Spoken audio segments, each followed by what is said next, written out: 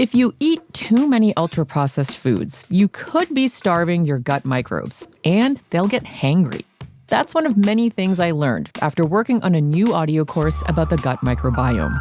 You can learn how to keep your gut happy by listening to Try This from the Washington Post. I'm Christina Quinn. I host Try This.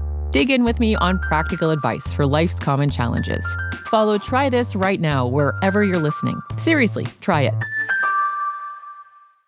With Robinhood, not only can you trade individual stocks and ETFs, you can also seamlessly buy and sell crypto at low costs. Trade all in one place. Get started now on Robinhood. Trading crypto involves significant risk. Crypto trading is offered through an account with Robinhood Crypto LLC. Robinhood Crypto is licensed to engage in virtual currency business activity by the New York State Department of Financial Services. Crypto held through Robinhood Crypto is not FDIC insured or SIPC protected. Investing involves risk, including loss of principal. Securities trading is offered through an account with Robinhood Financial LLC, member SIPC, a registered broker-dealer. It's KFI AM 640, and you're listening to The Conway Show on demand on the iHeartRadio app. I had a real Jones for that garlic bread, and I wanted to get the garlic toast at the Smokehouse. So I called them up. Oh, the old the restaurant over here by the studios? Yeah, I called the restaurant, and you know it's an older restaurant when the recording on their voicemail, it says, you can reach us online. And I'm like, oh, here we go. www.smokehouse1946.com. And then they spell it. When it picks up, is it like one of the old, there's a long pause before you hear anybody talk, you hear this hum, this shh, and you go, thank you for calling the Smokehouse. I can play it for you here. You can reach us online. Let's see here. Call the Smokehouse in Burbank. Let's see if it comes up. Dialing. Okay, here it is. Smokehouse. Here we go. Can you hear? Yeah. Thank you for calling Smokehouse Restaurant. Please listen closely as our options have recently been updated.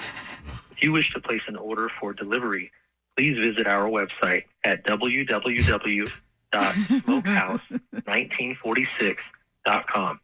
For reservations or takeout, press 1. For private dining, press 2. For garlic bread or online shipping orders, press 3. For billing matters or to obtain a copy of your receipt, I think I pressed 1. For the chef's. All right, here we go. Thank you for calling Smokehouse Restaurant. A team member will be with you momentarily to take your reservation.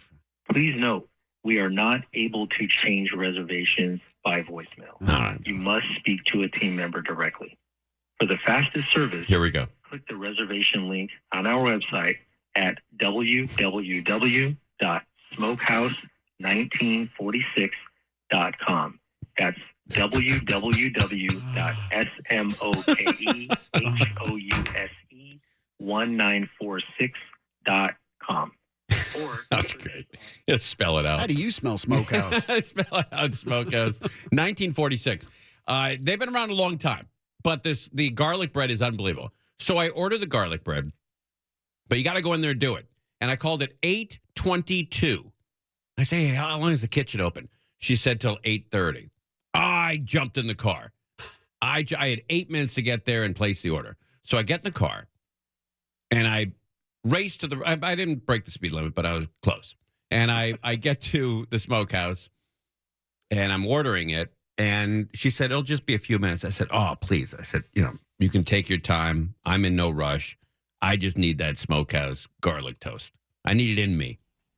And so while I'm sitting there waiting on one of these red, couches or booths out there, I hear the guy at the bar, the bartender, and he's a louder guy. And I'm like, I remember that voice. I know that voice. The guy serving drinks in the bar. I know him. And so I asked the waitress there, or the maitre d' or the hostess. I said, hey, is that bartender's name Gary by chance? And she said, yeah, that's Gary. I'm like, God almighty. I remember Gary from 30 years ago when he used to be the bartender at a place called the Money Tree. He was the bartender at the Money Tree. And so I said, I walked up to him. He was just cleaning some stuff up there and only had about 5 or 6 customers at the bar. And I said, hey, are you Gary? And he looks at me and goes, Conway. I'm like, hey, Bobo, I haven't seen you in forever. How long you been at the Smokehouse?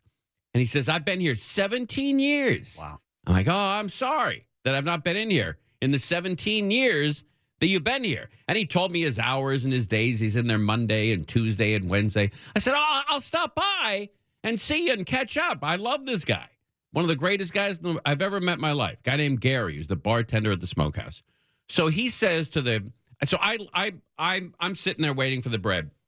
And he says to two young ladies sitting at the bar, he said, this guy, and he points to me. He said, this guy had the funniest line ever when he was bartending. And he remembered this line from 25 years ago. 25 years ago, he said, there was an old guy sitting at the bar at the Money Tree. And he had his feet up. He was drinking a beer. And he was watching Gilligan's Island on TV. Hey, now. And you said to the guy, what's broken at home? The TV or the refrigerator? Right, because otherwise, why would you pay $8 for a beer if you're going to watch TV? You do that at home. Gilligan's Island. Yeah, right. He's watching Gilligan's Island, drinking a beer at a bar. Not socializing with anybody. He's just drinking a beer, watching Gilligan's Island on TV, and he's drinking an $8 beer. And said, hey, what's busted at the at home? The refrigerator or the TV? All right. And Gary remembered that. And the girls laughed, and he laughed, and I laughed. And I said, that's great, Gary. I'll come by and visit you sometime. And he said, yeah, please do that. Please do that. I miss you. I miss you too. And as I'm walking away from the bar, I didn't want to tell him or the girls laughing. That wasn't my line. I never said that. You knew in the moment that he was relaying this story. I never said that. If it was funny, I don't mind him giving me credit, but I never said that. I don't remember ever saying that. As a matter of fact, I think a buddy of mine said it, and I wasn't going to correct him. It totally sounds like something you would say. Right, exactly. So I went with it. I went with it. I said, okay, yeah, I said that. But I know I never did. But in front of him and the two gals, I took credit. Didn't want to dissuade him or her or the girls from believing that I was that funny. So I said, no. Yeah, I remember saying that. That was great. Good old times. Gary, I'll come back and see you again sometime, buddy. I love that guy. Gary, the bartender at the Smokehouse, one of the greatest guys I've ever met in my life. That guy is the bomb. You're listening to Tim Conway Jr. on demand from KFI AM 640. There was a show. What was the series that he was in? My Name is Earl. Remember that? My Name is Earl. Was he in that show? Yeah. He played I was in like 2 or 3 episodes of. But man, I really loved him in 90210. It was one of my. It was one of the shows that I watched. I wasn't a big Melrose Place. Were you? You okay? You knitting? What are you doing? I'm crocheting, but you watched Beverly. So you can crochet, but and also half-ass listen to my references to popular shows in the 90s or so. That you would watch those shows. What show? That you would watch Beverly Hills 90210 or Melrose Place. Oh, I wasn't. No, I'm saying I was not a Melrose Place guy. I was a 90210, but I love that show. 909. You are serious? You watched that? I watched it all the time. I used to watch with a buddy, a guy named Jeff Wernick. No way. Yeah, we used to go to his house and watch 90210. I never told anybody because I was sort of embarrassed. Who were the actors in it? Well, all right, Jason Priestley was in it. Okay, that was. Let's see how many I could name out of. Shannon Doherty was in it, right? Those were some of the stars, but that's pretty obvious. That guy that was fighting everybody on Hollywood Boulevard. Oh, Ian Ziering. He was in that sucker. Luke Perry, very popular. Yes. Nice. Tori Spelling, I know her. Going right down the line. Nice. Okay. And that might be it, huh? No, Jamie Walters was in that. And Hilary Swank. Jamie Walters had that song. Yes, that's right. But Hilary Swank, that started her career. Hilary Swank. Yes. Oh, that's right. She was a girlfriend later on in the run. That's right. She was great. Lindsay Price was in it as well. And I don't know. I'm probably missing somebody. Carol Potter was in a few episodes, but I didn't know all the players. But I do remember going and watching that program. I'm probably missing somebody big, though. Brian Austin Green was in that? Was he in that? Yes, he was one of the main. Yeah, okay. He was in that. And then that Doug, what's his last name? Emerson? Douglas Emerson, wasn't he in it? I think he was in that. But I don't even know some of these. I'll tell you a quick story. There was, I can't remember what actor it was that played the teacher. Remember one of the older actors in 90210 that played like the teacher or the principal? Do you remember that? Do you guys remember that at all? Do you guys totally blank on John this? blank on that one. All right. Well, let's just say I think it was Joe Tata was the actor. And so he owned the Peach Pit. Yes. Okay. So later on in the episodes, as the series went on, he wasn't in season 8, 9, and 10. So my buddy, Jeff Wernick, was the biggest fan in the world. And he was at Thrifty Drugstore, which is not there anymore, on Laurel Canyon in Ventura. And he sees this guy, Joe Tata, who's in this 90210. And he's going up and down the aisle. It's only him and Jeff Wernick in the whole store. There's nobody else shopping there. And he sees Joe and he passes him by and he now knows he's from 90210. And he wants to say something, but my buddy's like 50. And he doesn't want to embarrass himself that he watches 90210 like I did.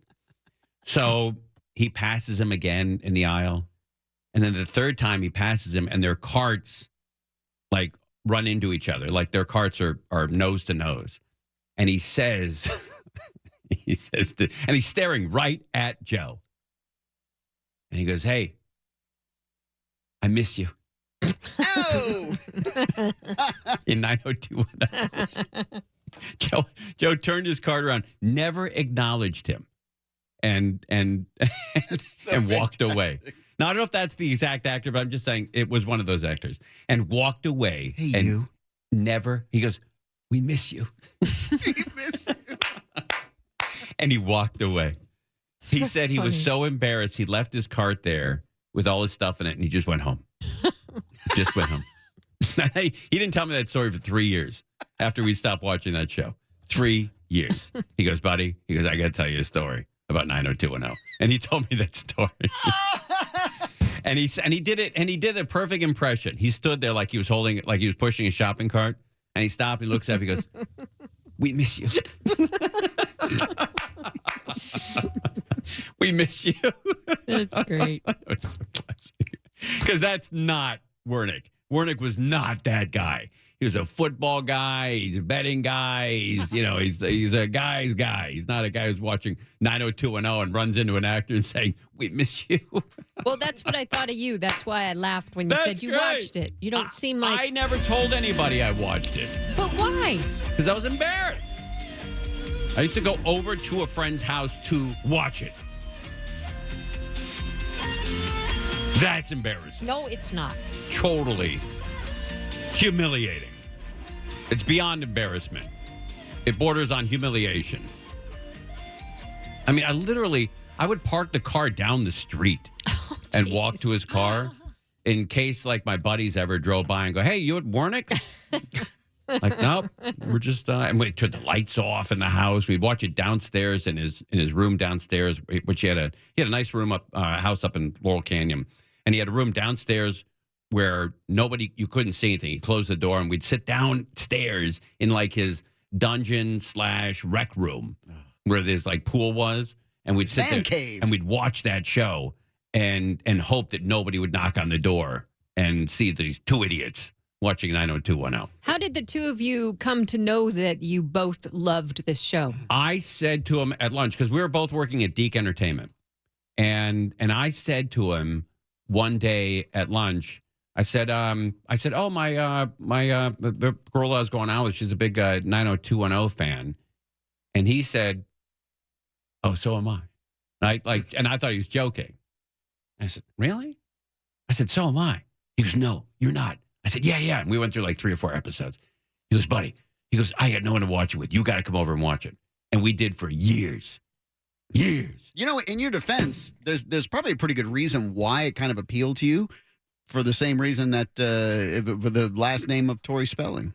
Yeah, okay. It's that same genre, so it had that vibe of those spelling shows from the 70s, Fantasy Island and Love Boat and all those, because it's made by the same guy. Yeah, but I don't know if you know this, but Tori Spelling tried out for that show, and her dad was the executive producer, but she wore nose and glasses and a mustache when she tried out, so he didn't know it was her. I didn't know she wore like a whole getup. I thought she just like changed her name or something like that. But she Nose and glasses. Well, hey, good for her, man. Okay, clown walking. Well, either that or he just wouldn't let her, or she didn't want him to know, Okay, but I'm going to tell you this, and I don't often do this. I'm not talking about it again. That's in my past. That's a wrap. And I'm not going to be answering emails or texts or anything. I'm not talking about 90210 again. Did you watch it all the way to the end? I just told you. I'm not talking about it. All right. If you eat too many ultra-processed foods, you could be starving your gut microbes, and they'll get hangry.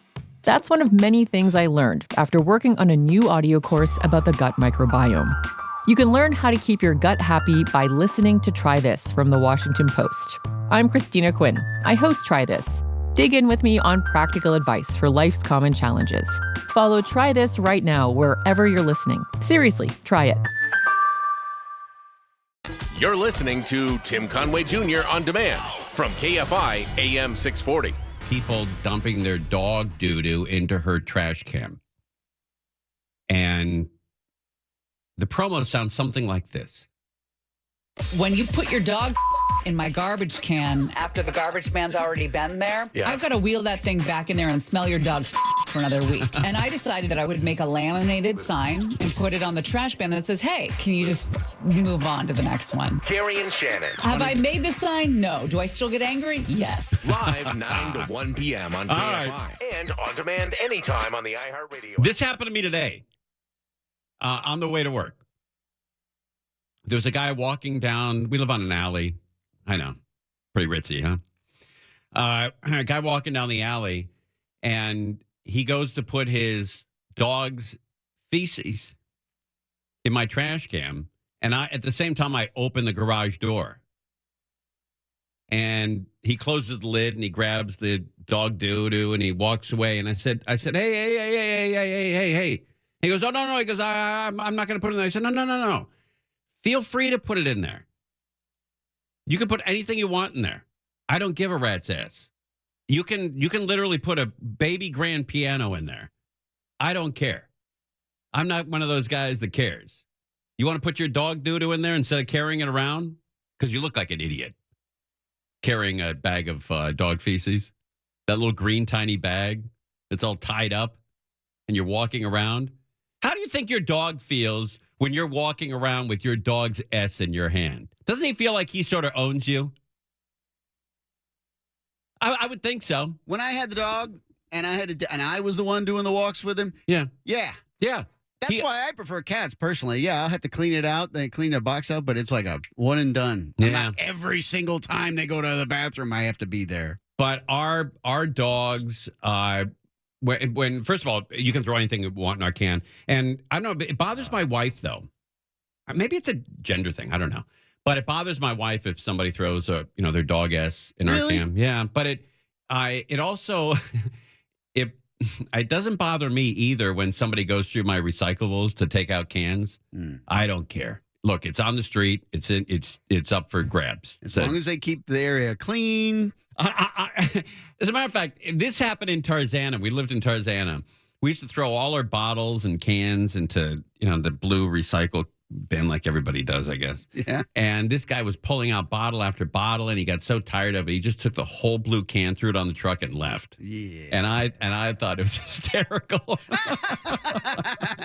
Guy's leaving. He's like, I don't want to go through all this crap. I'm just going to take the can and do it later. I thought it was great, man. The balls on that guy, right? Not only to take the recyclables, but take the whole can and split. I thought that was great. But it is, maybe, I don't know, Belly, are you disturbed by that if somebody throws... I don't like it. You don't like it, right? I don't like it. Okay. Yeah, because Shannon's right. Well, let's not say she's right. Let's just say you agree with her. Okay, I agree with Shannon. Okay, all right. Because that makes me feel bad. If you say Shannon's right and I don't care, I feel like less of a human being. Well, that's on you. All right. No, if they throw it into your emptied trash and you bring it back and then you got to wait a week with that in there, that creates issues. Right, but it doesn't smell. I mean, it's tied off. If it's tied off nicely, I think it's airtight. I don't think there's any issue there. Yeah. But at least they're not leaving it on the street. No, I understand that, but why can't they take it back to their trash can? Because if you walk around with that green bag in your hand, nothing says, goofball. If you have a dog, you're used to doing that. Nah, you know, I don't occasionally we're walking the dogs, and I have the bag, and I start like swinging. Oh yeah. Right. And John's always like, "Could you not do that?" And I forget that I'm like holding on to a bag of poo. Right, and occasionally it flies open, and then it's a shower. Oh God Almighty! Here we go. But Steffu, should it bother you if somebody throws feces in your can? I personally don't care, but when I do walk the dog, I feel bad putting it in someone else's trash can. You do? So I've walked with it the whole way, but if someone was, I don't care to do it in mine. Yeah, I think we got to get it together and just assume that everybody's trash can is up for grabs. It's just so bizarre to me. It's like, so I always think about that, like if Jen and I are doing a little walks and I got like some trash or something like that, and there's someone's cans like down little alleyways, it's like right there, put it in there. Yeah. And I keep thinking to myself, somebody's going to come out and go, hey, don't throw your stuff on me. I'm just going to throw it on the ground beside it. And I go, what do you want, man? Just put it in your own trash can. I'm out and about. I'm 2 miles from home. I'm not carrying it with me. It's either beside your can or in your can. That's right. Yeah. Your choice, beside your can or in your can. You choose, mister or lady. Well, what would you rather have? Dog's feces on the side of your can or in your can? Exactly. Neither. No. Well, you don't have that choice. Yeah, you don't have that choice at all. Man, it's weird. People get very territorial over their trash cans. It's so weird. It's a trash can. Yeah, it is an odd thing. It's a weird deal. I'm going to go put some trash in Crozier's trash can I would tonight. love that. Not outside of it, please. I don't want to see trash on the outside of the can. I'm like, why would somebody put the trash on the outside of the can when the can's right there? That's Brian Regan. Remember when Brian Regan came to visit us, Tim, and he was walking by and somebody had rolled up a piece of paper and it was like a foot from the trash can. And he couldn't resist. He bends down and he goes, "You were so close. You were so close." It's like Adam Carolla. You ever see those? They don't exist anymore. But in the old days, Belly, did your dad ever smoke? Yeah, long time ago. Did he have the beanbag ashtray on the dash? Yes, okay. Yes. All right, so you know what I'm talking about. Yes. It's a beanbag ashtray, and you put it on the dashboard, and it fills with cigarette butts, and there's a little smoke stain on the windshield, the inside of the windshield, where those smokes were brewing for decades. And then Carolla was talking about, you get to like a Long's Drug, which I don't think exists anymore, and the guy throws them all out onto the street. The parking lot right there where their door was. Right, yeah. He kept them for like 2 months, and now they're just bang right on the street or in the parking lot. Right, it's unbelievable. I love the ash marks, like right where the glass in the window meets the upper part of your door, from people that didn't want to roll down their window all the way to flick their ashes. Yep. You see the accumulation of the burns on the upper part of the door, and you can also tell when a guy or a gal is really interested in how their hair looks, and they smoke, because they're going to have burn marks on the top of their car, on the roof of their car. Oh, on the inside, yeah. They put their cigarette in their hand through their hair, and then, oh, Christ, there's another scorcher. But you don't see the beanbag ashtray anymore. No. It's gone. Did your dad have one? Did your dad smoke? Not cigarettes, but yeah. Oh, okay. So, yes, he did. My mom and dad both smoked cigarettes, and I remember my dad and mom, they would smoke cigarettes while like taking 6 kids up to the mountains, and all the windows were closed. Oh. It doesn't really go on much anymore. Everything that my dad did, I mean, dying from a drug overdose, and he just had so much disdain for people that smoked cigarettes. Like his ex, the woman that he married when I was 13, she smoked, and he just, those cancer deaths. I'm like, dude. Weirdest thing. And he had the argument. He was like, those are all chemicals. This is all, nature. Was he doing hard drugs or just weed? He died from crack. Oh, okay. But all right. For the most part, he once told me that he did everything but heroin because he didn't like needles. Really? Yeah. Wow, man. That guy went for it. You got to give him that, though. He did a little bit of this, a little bit of that. He was in a band in the 70s in Miami. What do you want? I get it, man. That was the time to be in Miami. Miami band 70s. Yeah, woo! What a life. Yep. What a life. How old was he when he passed away? He was 40. Oh, he's young. No, 58. 58. Yeah. Okay, that's not bad. Yeah, because I'm 3 years from his age. Okay, so 58's a nice run for a guy, doing crack and, all kinds of... He was on and off. Yeah. He was on and off. He would take years off, and then he would go through a good months or a year or something like that doing a bunch of stuff. Yeah. I said it's a touchdown. Yeah, well, he lived. 58. And that, in a band in Miami in the 70s, Woo. a lot of people like... If you eat too many ultra-processed foods, you could be starving your gut microbes, and they'll get hangry. That's one of many things I learned after working on a new audio course about the gut microbiome. You can learn how to keep your gut happy by listening to Try This from the Washington Post. I'm Christina Quinn. I host Try This. Dig in with me on practical advice for life's common challenges. Follow Try This right now wherever you're listening. Seriously, try it. All right. You're listening to Tim Conway Jr. on demand from KFI AM 640. It is the Conway Show. We're talking about McDonald's. The owners are not happy about giving their employees $20 an hour. But speaking of 20, they offer the 20-piece McNuggets. I happen to be a huge fan of McDonald's. I know, probably go too often. I get that. But we've learned that Stefouche, his go-to meal is 10 nuggets, quarter pounder, and I believe fries on the side.